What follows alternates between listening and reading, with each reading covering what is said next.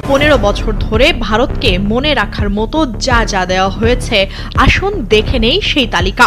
নামমাত্র শুল্কের ট্রানজিট দেওয়া হয়েছে, চট্টগ্রাম ও মংলা বন্দর ব্যবহারের অনুমতি, তিস্তার পানি না পেলেও দেয়া হয়েছে ফেনী নদীর পানি, শত শত কোটি টাকার ক্ষতি করে মোদি বন্ধু আদানির কাছ থেকে করা হয়েছে বিদ্যুৎ আমদানি, বাংলাদেশকে ভারতের তৃতীয় সর্বোচ্চ রেমিট্যান্স আহরণের উৎস বানানো হয়েছে। বাংলাদেশে আন্তর্জাতিক মানের বহু ছাপাখানা থাকার পরও ভারতের ছাপাখানাগুলোকে আমাদের পাঠ্যপুস্তক ছাপানোর দায়িত্ব দেওয়া হয়েছিল। বাংলাদেশের আইটি খাতে ভারতের একচ্ছত্র আধিপত্য গড়ে তোলা হয়েছিল। বাংলাদেশের কোনো টিভি চ্যানেল ভারতে সম্প্রচারের সুযোগ না পেলেও ভারতীয় টিভি চ্যানেলের অবাধ সম্প্রচার নিশ্চিত করা হয়েছে।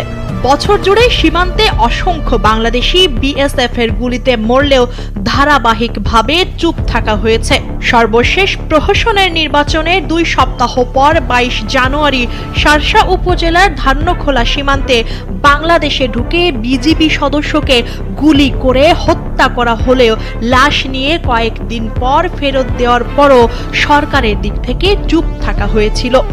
এ ধরনের দেয়ার তালিকা শেষ করতে হলে দিন গড়িয়ে রাত পার হয়ে যাবে, কিন্তু এভাবে একপাক্ষিক দেওয়াতে কি আর সম্পর্ক গড়ে ওঠে?